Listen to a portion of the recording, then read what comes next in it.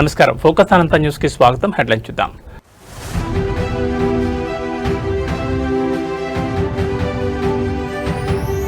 రాష్ట్రంలో భారీగా ఐఏఎస్ అధికారుల బదిలీలు, ఒకేసారి 45 మందికి స్థానచలనం.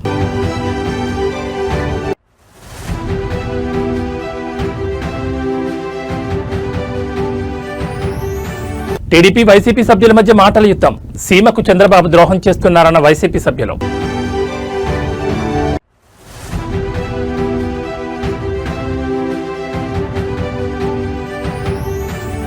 మెంబర్షిప్ టు లీడర్షిప్, నేటి నుంచి జనసేన సభ్యత్వ నమోదు కార్యక్రమం.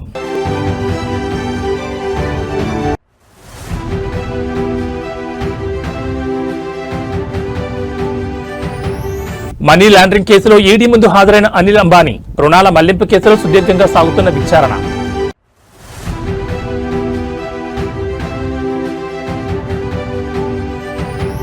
టీమిండియాకు చావో రేబో, నేడే జింబాబ్వేతో కీలక సమరం. డీటెయిల్స్ చూస్తే తెలంగాణలో భారీగా ఐఏఎస్ బదిలీలు చోటు చేసుకున్నాయి. ఈ మేరకు రాష్ట్ర ప్రభుత్వం తాజాగా ఉత్తర్వులు జారీ చేసింది. ఏకంగా 45 మంది ఐఏఎస్లను బదిలీ చేసింది ప్రభుత్వం. పంచాయతీరాజ్ శాఖ స్పెషల్ సీఎస్ గా సంజయ్ కుమార్, ఎస్పీడీసీఎల్ సీఎండీగా జితేష్ వి పాటిల్, కొత్త డిస్కమ్ సీఎండీగా ముషారఫ్ ఫారూఖీ, ఇరిగేషన్ శాఖ ప్రిన్సిపల్ సెక్రటరీగా ఈ శ్రీధర్, ఐటీఎన్సీ శాఖ ప్రిన్సిపల్ సెక్రటరీగా ఎన్ శ్రీధర్, ఫైనాన్స్ శాఖ సెక్రటరీగా గౌరవ్ ఉప్పల్ నియమించింది. అలాగే డిజాస్టర్ మేనేజ్మెంట్ స్పెషల్ చీఫ్ సెక్రటరీగా ఎం తానకిషోర్, జనరల్ అడ్మినిస్ట్రేషన్ శాఖ ప్రిన్సిపల్ సెక్రటరీగా రాహుల్ బొజ్జా, మహబూబ్ నగర్ కలెక్టర్గా బి విజయేంద్ర, కరీంనగర్ కలెక్టర్గా చిత్రా మిశ్రా, హన్మకొండ కలెక్టర్గా చాహత్ బాజ్పేయి, భద్రాద్రి కొత్తగూడెం కలెక్టర్గా అంకిత్, యాదాద్రి కలెక్టర్గా అనురాగ్ జయంతి, జనగాం కలెక్టర్గా సందీప్ కుమార్ చూడాను నియమిస్తూ ఉత్తర్వులు ఇచ్చింది. ఫైనాన్స్ శాఖ స్పెషల్ సెక్రటరీగా సిక్తా పట్నాయక్, ట్రైబల్ వెల్ఫేర్ డైరెక్టర్గా బిఎం సంతోష్, లేబర్ స్పెషల్ కమిషనర్గా పమేలా సత్పతి, కోఆపరేటివ్ కమిషనర్గా పిఎస్ రాహుల్ రాజ్, జోగులాంబ గద్వాల జిల్లా కలెక్టర్గా రిజ్వాన్ బాషా షేక్, మహబూబాబాద్ జిల్లా కలెక్టర్గా స్నేహా సబ్రీష్, రాజన్న సిరిసిల్ల జిల్లా కలెక్టర్గా గరీమా అగర్వాల్, వికారాబాద్ జిల్లా కలెక్టర్గా దీపక్ తివారీ, అదనపు కలెక్టర్గా ఉమాశంకర్ ప్రసాద్, మెదక్ జిల్లా కలెక్టర్గా ప్రతిమా సింగ్, మేడ్చల్ జిల్లా అదనపు కలెక్టర్గా ఫైజాన్ అహ్మద్ కు బాధ్యతలు అప్పచెప్పింది.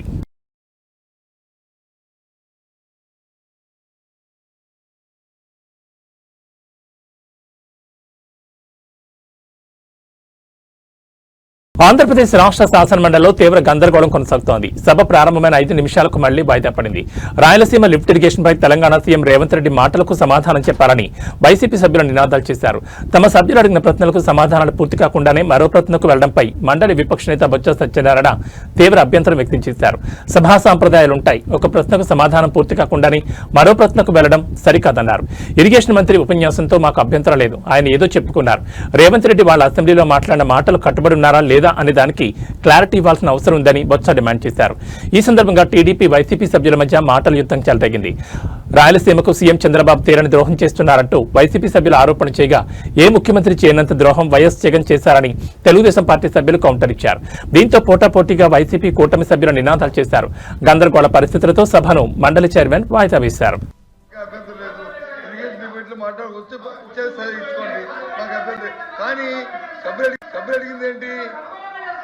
ఏదైతే రేవంత్ రెడ్డి గారు శాసనసభలో చెప్పారో దానికి కట్టుబడి ఉన్నారో లేదా, లేదు దాన్ని వ్యతిరేకిస్తామని చెప్తారా, అది చెప్పినంత అబద్ధం అని ఆ మాట ఎక్కడ రావట్లేదు. ఈ ప్రభుత్వం తాలూకా అయిపోయిందండి. వాయిస్ రావట్లేదు, వాయిస్ రావట్లేదండి. ఏం చేద్దాం మీరు, ఏం వాయిస్ రావట్లేదు. రేవంత్ రెడ్డి గారు తెలంగాణ ముఖ్యమంత్రి అక్కడ చెప్పిన ఏదైతే వాయిస్ రావట్లేదు ఏంటిది, తెలంగాణ ముఖ్యమంత్రి గౌరవనీయులు రేవంత్ రెడ్డి గారు తెలంగాణ చెప్తేనే అది వాస్తవం చెప్పారండి. ఫస్ట్ రెండోది ఇందాక ఇరిగేషన్ మినిస్టర్ గారు అన్ని చెప్పారు. సార్ కూర్చోండి, అలేపి గారు కూర్చోండి, అలేపి గారు కూర్చోండి సార్. సెకండ్ క్వశ్చన్కి వచ్చేసాం.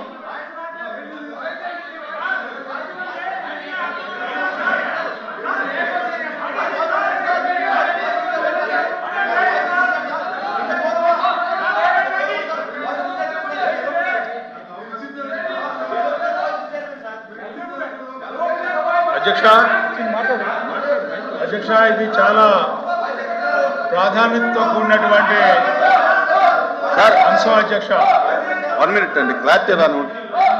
కూర్చోండి ప్లీజ్, కూర్చోండి కూర్చోండి.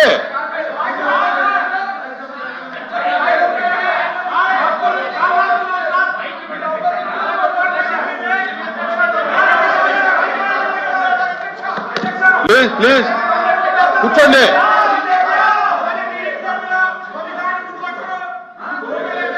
ఆయన కూడా నీకెందుకు స్వామి, ఆయన కూడా నీకెందుకు, ఆయన కూడా నీకెందుకు.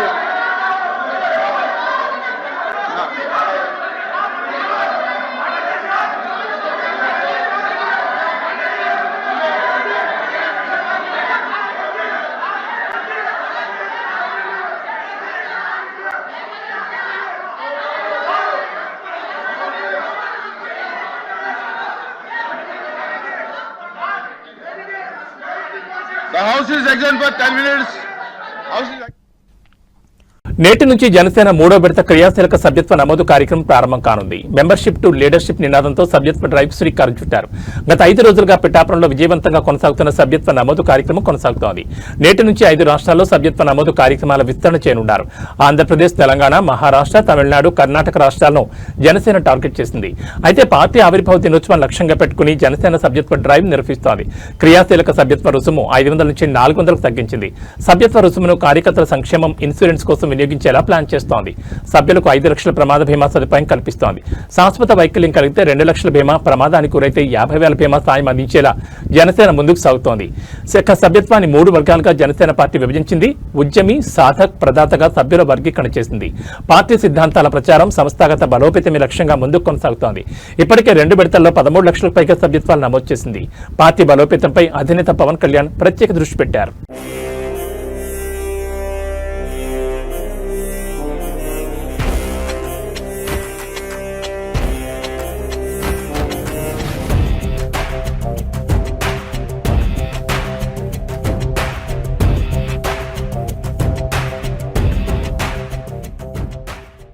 ఈరోజు మంచి రోజు కాబట్టి ప్రెసిడెంట్ గారు ప్రత్యేకంగా మనం ఈ కార్యక్రమాన్ని ఈరోజు ప్రారంభించుకుందాం.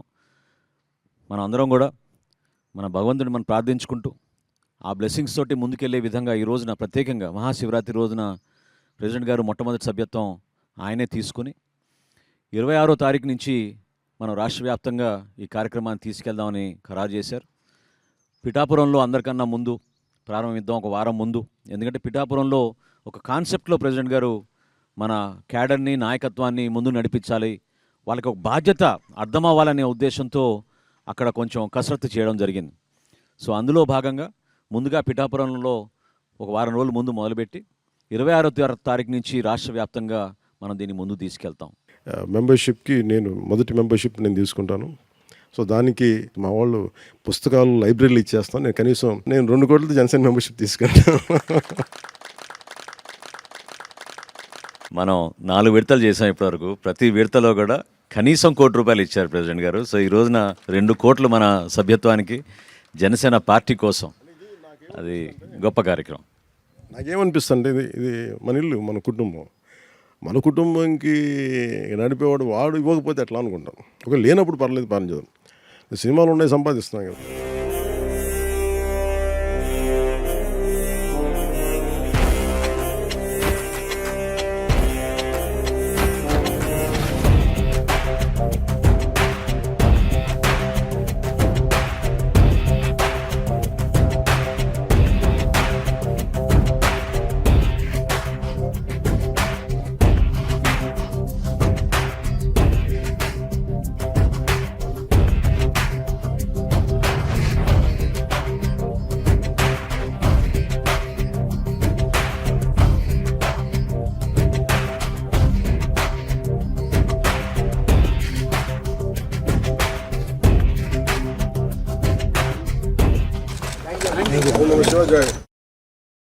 తెలంగాణ రాష్ట్రంలోని చేయూత పింఛన్ల లబ్ధిదారులకు ప్రభుత్వం తీపి కబురు అందించేందుకు సిద్దమవుతోంది.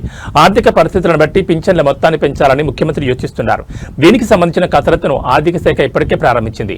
ప్రస్తుతం రాష్ట్రంలో వృద్ధులు, వితంతువులు, చేనేత, బీడీ కార్మికులకు నెలకు 2,016 రూపాయలు అందజేస్తుండగా దివ్యాంగులకు 4,016 రూపాయల చొప్పున పింఛన్ అందుతోంది. తాజా ప్రతిపాదన ప్రకారం ప్రాథమికంగా అందరికీ 500 చొప్పున పెంచాలని ప్రభుత్వం భావిస్తోంది. ప్రస్తుతం పింఛన్ల కోసం ప్రతి నెల సుమారు 950 కోట్లు ఖర్చవుతుండగా 500 పెంపు వల్ల ఏడాదికి అదనంగా 2,500 కోట్ల భారం పడుతుందని అంచనా వేస్తున్నారు. ఎన్నికల హామీ మేరకు పింఛన్లను భారీగా పెంచాలన్నదే ప్రభుత్వ లక్ష్యం. అయితే రాష్ట్ర ఆర్థిక పరిస్థితిని దృష్టిలో ఉంచుకుని ఒకేసారి కాకుండా విడతల వారీగా ఈ పెంపును చేపట్టనున్నారు. వచ్చే ఎన్నికల నాటికి సాధారణ పింఛన్లను 4,000కు, దివ్యాంగుల పింఛన్లను 6,000కు పెంచాలని యోచిస్తోంది ప్రభుత్వం.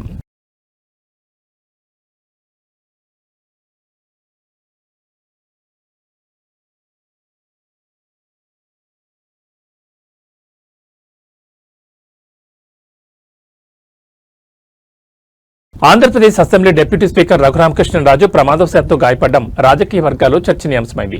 అమరావతిలో ఎమ్మెల్యేలు, ఎమ్మెల్సీల కోసం ప్రత్యేకంగా నిర్వహిస్తున్న క్రీడా పోటీల్లో భాగంగా క్రికెట్ మ్యాచ్ జరుగుతుండగా ఈ ఘటన చోటు చేసుకుంది. ఎప్పుడు తన వాక్చాతుర్యంతో రాజకీయాల్లో చురుగ్గా ఉండే రఘురామ మైదానంలో కూడా అంతే ఉత్సాహంగా ఆడుతూ అందరినీ అలరించారు. అయితే అనూహ్యంగా జరిగిన ఈ ప్రమాదం ఆయన అభిమానులను ఆందోళనకు గురిచేసింది. ఈ ఘటనకు సంబంధించిన వివరాలకు వెళ్తే బ్యాటింగ్ చేస్తున్న సమయంలో రనౌట్ నుంచి తప్పించుకునేందుకు రఘురామకృష్ణరాజు అత్యంత వేగంగా పరిగెత్తారు. క్రీజుకు చేరువవుతున్న క్రమంలో ఒక్కసారిగా బ్యాలెన్స్ కోల్పోయి బోర్లా పడిపోయారు. ఈ క్రమంలో ఆయన భుజం, మణికట్టు మరియు బొటన వేలికి బలమైన గాయాలయ్యాయి. వెంటనే అక్కడే ఉన్న వైద్య బృందం ఆయనకు ప్రాథమిక చికిత్స అందించింది. క్రీడా స్ఫూర్తిని చాటుతూ పరుగు కోసం ఆయన చేసిన ప్రయత్నం చూసి తోటి ప్రజాప్రతినిధులు ఆశ్చర్యపోయారు. ప్రస్తుతం ఆయన ఆరోగ్యం నిలకడగానే ఉన్నప్పటికీ ఎముకలకు సంబంధించిన గాయాలు కావడంతో మెరుగైన వైద్య పరీక్షల నిమిత్తం ఆయన హైదరాబాద్కు వెళ్లనున్నారు. అక్కడ స్పెషలిస్ట్ డాక్టర్ల పర్యవేక్షణలో చికిత్స తీసుకోనున్నారు. అసెంబ్లీ బడ్జెట్ సమావేశాల నేపథ్యంలో ప్రజాప్రతినిధులందరూ ఉత్సాహంగా పాల్గొంటున్న ఈ క్రీడల్లో ఎలాంటి ప్రమాదం జరగడం దురదృష్టకరం. ఆయన త్వరగా కోలుకోవాలని ముఖ్యమంత్రి చంద్రబాబు నాయుడు, ఉప ముఖ్యమంత్రి పవన్ కళ్యాణ్ సహా పలువురు నేతలు ఆకాంక్షించారు. కాదు, అచ్చెన్నాయుడు అన్న గారు బిఫోర్ స్పోర్ట్స్ మినిస్టర్, మీరు బిఫోర్ స్పోర్ట్స్.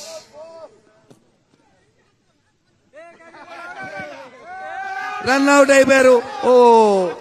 పుట్టపర్తి పోలీస్ శాఖలో అవినీతి సెగలు రేగుతున్నాయి. రక్షక భటులే భక్షకులుగా మారుతున్నారా అనే అనుమానాలు బలపడుతున్నాయి.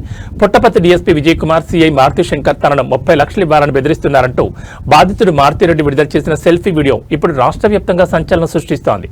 తనపై పదే పదే అక్రమ కేసులు బనాయిస్తూ మానసిక వేదన గురిచేస్తున్నారని బాధితుడు ఆ వీడియోలో కన్నీటి పర్యంతమయ్యారు. రక్షణ కల్పించాల్సిన ఉన్నతాధికారులే లక్షల్లో వసూళ్లకు దిగడంపై సర్వత్రా విమర్శలు వ్యక్తమవుతున్నాయి. ఈ అవినీతి వ్యవహారంపై ఉన్నతాధికారులు స్పందించి సమగ్ర విచారణ జరిపించాలని బాధితుడు కోరుతున్నారు. అసలు పుట్టపర్తి పోలీస్ స్టేషన్లో ఏం జరుగుతోంది? చట్టాన్ని కాపాడాల్సిన వారే ఇలా వసూలు దందా నడిపిస్తున్నారా అనే ప్రశ్నలు వినిపిస్తున్నాయి. మీడియా మిత్రులకి ముఖ్యంగా నమస్కారం. తర్వాత పుట్టపర్తి ప్రజానీకానికి నమస్కారం. పుట్టపర్తి నియోజకవర్గంలో డిఎస్పీ గారు అయినటువంటి విజయ్ కుమార్ గారు, తర్వాత సిఐ కొత్త చెరువు upgrade police station Maruthi Shankar CI గారు ఇద్దరు కలిసి నన్ను, నా కుటుంబాన్ని, తర్వాత నా మిత్రులు కొంతమందిని, వారి కుటుంబాలని అక్రమంగా నిర్బంధించి వేధిస్తూ అక్రమ కేసులు పెడుతూ విపరీతంగా టార్చర్ గురి చేస్తూ ఈ గత 20-30 రోజుల నుంచి ఇదే తంతుగా విపరీతంగా వేధిస్తూ మానసిక ఒత్తిడికి గురి చేస్తూ ఇబ్బంది పెడుతున్నారు.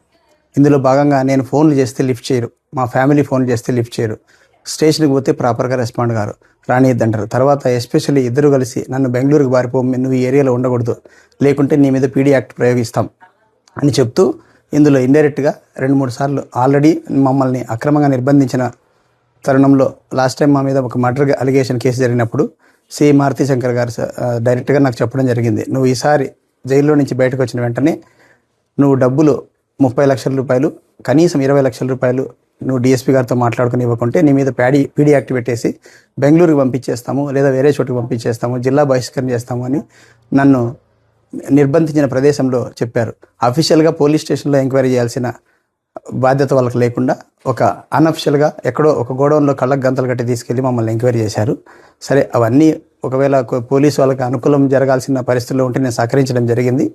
అయినా పోలీస్ వ్యవస్థ మీద ఇంకా నమ్మకం ఉంది కాబట్టి నేను మీడియా మిత్రులకు, ఎస్పెషలీ ఈ మీడియా ద్వారా ఎస్పీ గారికి విన్నవించుకుంటున్నాను. పోలీస్ వ్యవస్థలో చాలా వరకు బాగుంది, కానీ నేను చూసిన పుట్టపర్తిలో ఈ ఇద్దరు మాత్రం కొల్యూజన్తో ప్రజల్ని అనేక విధాలుగా ఇబ్బందులకు గురి చేస్తూ వాళ్ళ కరప్షన్కి గురి చేస్తూ ఎన్నో విషయాలు ఉన్నాయి. అవన్నీ ఇప్పుడు చెప్పుకునే సమయం కూడా కాదు. నా పర్సనల్ మ్యాటర్ మాత్రమే చెప్పుకుంటున్నా. ఎప్పుడు నేను ప్రజా సమస్యలు మాత్రమే మాట్లాడేవాడిని.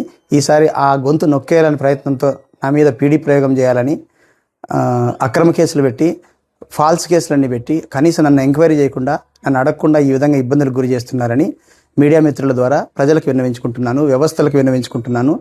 నాలాంటి వారికే ప్రజా సమస్యల మీద పోరాడడానికే ఇన్ని ఇబ్బందులు గురి చేస్తే సామాన్యమైన ప్రజలకు వీళ్ళు ఎంత ఇబ్బందులు గురి చేస్తుంటారు, వ్యవస్థను ఎలా తొక్కి పెడుతుంటారో, ఎలా మేనేజ్ చేస్తుంటారో దయచేసి మీ ద్వారా అందరికీ తెలియజేసుకుంటున్నాను. వీరిని ఉపేక్షించకుండా ప్రజలు, వ్యవస్థలు, ఇంటెలిజెన్స్ వ్యవస్థ, మీడియా వాళ్ళు అందరూ కలిసి దీని మీద ఖచ్చితంగా ఆలోచించి వీరి మీద నిఘా వేసి ఇట్లాంటి చీడ పురుగుల్ని వ్యవస్థలో ఉండనీయకూడదని చెప్పేసి దయచేసి విరమించుకుంటున్నాను. Thank you. AP liquor scam కేసులో కీలక పరిణామం చోటు చేసుకుంది. ఈ కేసులో A7 గా ఉన్న ముప్పిడి అవినాష్ రెడ్డి సిట్ అధికారులు ఎదుట లొంగిపోయారు. సుప్రీంకోర్టులో దాఖలు చేసిన ముందస్తు బెయిల్ పిటిషన్ రిజెక్ట్ మంగళవారం అవడంతో విజయవాడలో ఉన్న సిట్ కార్యాలయానికి తన లాయర్తో కలిసి వెళ్లి అధికారులు ఎదుట సరెండర్ అయినట్టు తెలుస్తోంది. గతంలో హైకోర్టులో కూడా ముప్పిడి అవినాష్ కు బెయిల్ రిజెక్ట్ అయింది. జనవరి 29న ఏపీ హైకోర్టు ఇచ్చిన ఉత్తర్వుల్ని సవాల్ చేస్తూ సుప్రీంకోర్టులో పిటిషన్ వేయగా అక్కడ కూడా ఎదురుదెబ్బ తగిలింది. ప్రధాన న్యాయమూర్తి జస్టిస్ సూర్యకాంత్, జస్టిస్ జోయ్ మాల్యా బాగ్చేల నేతృత్వంలో ఉన్న ధర్మాసనం అవినాష్ రెడ్డి తరఫున సీనియర్ న్యాయవాది సిద్ధార్థ దబి వాదనలు విన్నారు. విదేశాలకు వెళ్లిన వివరాలపై ఆరా తీసిన సీజే సూర్యకాంత్ ఏడాది కాలంగా తన పరారిలోనే ఉన్నాడు కదా అని ప్రశ్నించారు. ఏ కోర్టు అనుమతితో విదేశాలకు వెళ్లారని అడిగారు. చట్టాన్ని ఏమార్చేందుకు ప్రయత్నించి ఇలాంటి వారికి ముందస్తు బెయిల్ ఇచ్చి ఎందుకు రక్షణ ఇవ్వాలని అభిప్రాయపడ్డారు. అరెస్ట్ నుంచి మధ్యంతర రక్షణ ఇచ్చేందుకు సీజే నిరాకరించారు. ఫిబ్రవరి 26న అవినాష్ శ్రీలంక నుంచి వచ్చేందుకు సిద్ధంగా ఉన్నారని, ఎల్ఓసీని ఆపాలని న్యాయవాది కోరగా దానికి కూడా నిరాకరించారు. ముందు అతను లొంగిపోవాలని, ఆ తర్వాతే రెగ్యులర్ లేదా మధ్యంతర బెయిల్ పిటిషన్ పరిశీలిస్తామని స్పష్టం చేస్తూ తదుపరి విచారణను మార్చి 12కు వాయిదా వేశారు. లిక్కర్ స్కామ్ కేసు నమోదైన తర్వాత ముప్పిడి అవినాష్ రెడ్డి సోదరుడు అరెస్ట్ అయ్యాక అతన్ని కూడా నిందితుడిగా చేరుస్తారని భయపడి విదేశాలకు పారిపోయాడు. ఇటీవల సుప్రీంకోర్టు అతన్ని లొంగిపోవాలని ఆదేశాలు జారీ చేయడంతో మరో దారిలేక సిట్ ఆఫీసులో సరెండర్ అయ్యారు.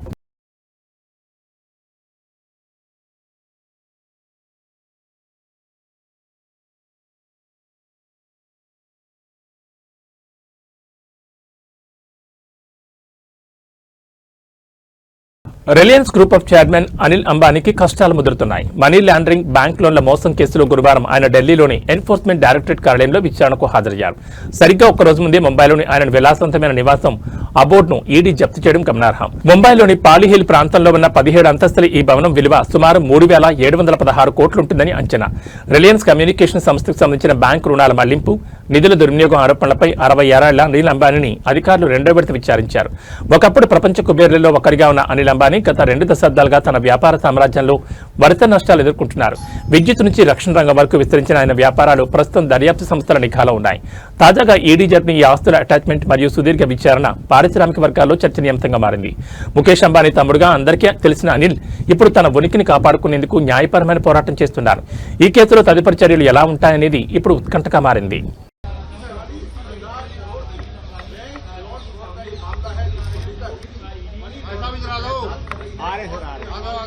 इससे कोई नहीं आ गया हाँ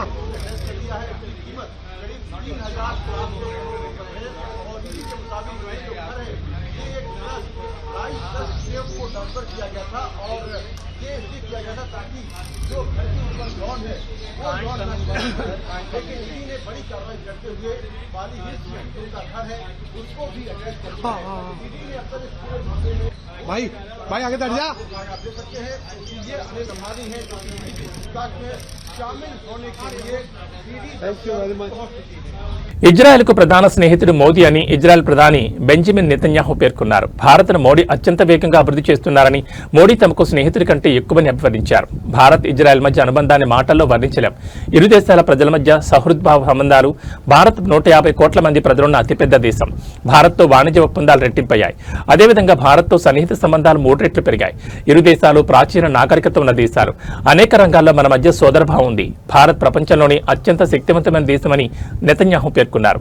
అంతకుముందు కూడా ఇజ్రాయెల్ పార్లమెంట్ స్పీకర్ మోదీని ప్రశంసిస్తూ మాట్లాడారు. మోడీ పాలన భారత్కు స్ఫూర్తిదాయకమని, భారత్ను సమూలంగా మార్చడంలో ఆయన కీలక పాత్ర పోషించారన్నారు. అదేవిధంగా వ్యవసాయం, మౌలిక సౌకర్యాల పరంగా భారత్ను అగ్రస్థానంలో నిలిపారని, అత్యంత వేగంగా అభివృద్ధి చెందుతున్న దేశంగా భారత్ను నిలిపారని పేర్కొన్నారు. I know you know this, but I want to make sure that everyone knows this. In the First World War,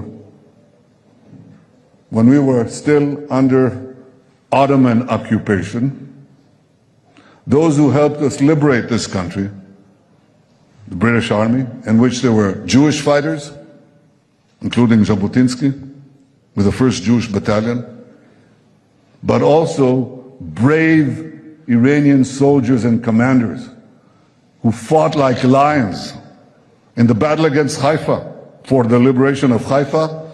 The forces were pushed back, and who stormed forward, gave their lives. Indian commanders, we never forget that too. They gave their lives for us.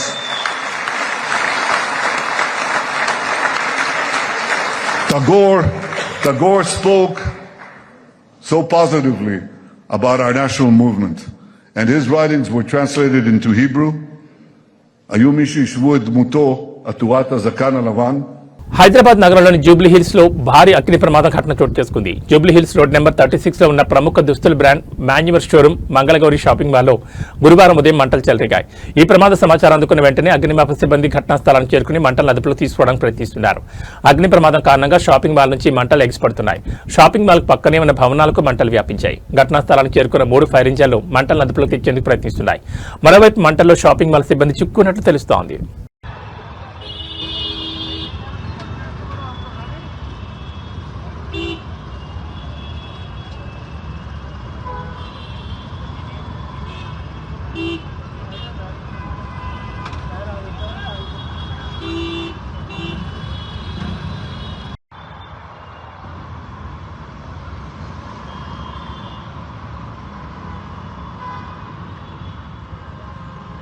Chhattisgarh Bijapur జిల్లా ఇంద్రావతి ప్రాంతంలో బలగాలకు మావోయిస్టులకు జరిగిన ఎదురుకాల్పులో 2 మావోయిస్టులు మృతి చెందారు. ఘటనా స్థలం నుంచి మృతదేహాలతో పాటు భారీగా ఆయుధాలు స్వాధీనం చేసుకున్నట్లు అధికారులు తెలిపారు.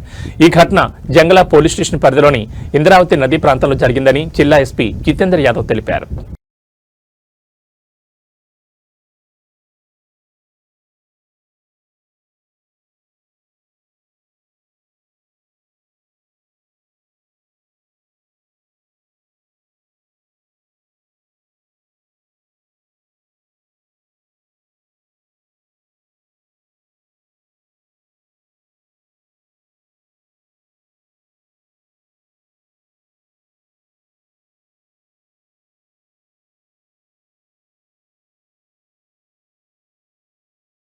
T20 ప్రపంచ కప్ 2026 సూపర్ 8 లో భాగంగా నేడు భారత్ జింబాబ్వే మధ్య మ్యాచ్ జరగనుంది. చెన్నైలోని చెపాక్ మైదానంలో మ్యాచ్ ఈ రోజు రాత్రి 7 గంటల నుంచి ఆరంభం కానుంది. ఈ మ్యాచ్ టీమిండియాకు చావో రేవో లాంటిది. దక్షిణాఫ్రికా ఓడిపోవడంతో నెట్ రన్ రేట్లో బాగా వెనుకబడ్డ భారత్ గట్టిగా కొడితేనే గట్టెక్కుతుంది. ఒకవేళ జింబాబ్వేపై నేడు ఓడితే సూర్యసేన ఇంటికి వచ్చేయాల్సింది. ఈ నేపథ్యంలో సెమీస్ ఆస్ట్రేలియా సజీవంగా ఉండాలంటే జింబాబ్వేపై గెలవడం కాదు, భారీ తేడాతో గెలవాలి. చావో రేవో తేల్చుకోవాల్సిన మ్యాచ్లో డిపెండింగ్ ఛాంపియన్ భారత్ ఎలా ఆడుతుందో చూడాలి. జింబాబ్వే మ్యాచ్ నేపథ్యంలో భారత్ ఫ్లయింగ్ 11పై అందరిలో ఆసక్తి నెలకొంది. ప్రస్తుత టీమిండియా పరిస్థితికి ప్రధాన కారణం బ్యాటింగ్ అనడంలో ఎలాంటి సందేహం లేదు. టాప్ ఆర్డర్లో అభిషేక్ శర్మ వైఫల్యం కలవర పెడుతోంది. టోర్నీలో ఇప్పటివరకు ఆడిన 4 మ్యాచ్ల్లో 15 పరుగులు చేయగా 3 డకౌట్లు అయ్యాడు. ఇప్పటికైనా అభిషేక్ పుంజుకోవడం జట్టుకు కీలకం. అయితే ప్రస్తుత పరిస్థితుల్లో అతను సహజ స్థాయిలో ఆడతాడా లేదా అన్నది ఆసక్తికరం. మరో ఓపెనర్ ఇషాన్ కిషన్ గత 2 మ్యాచ్ల్లో తేలిపోయాడు. సంజు శాంసన్ ఓపెనర్గా ఆడించి కిషన్ 3లో ఆడించాలని భారత్ చూస్తోంది. తిలక్ వర్మ స్ట్రైక్ రేట్ జట్టుకు ఇబ్బందిగా మారింది. సూర్యకుమార్ యాదవ్, హార్దిక్ పాండ్యా పెద్ద ఇన్నింగ్స్లు బాకీ ఉన్నారు.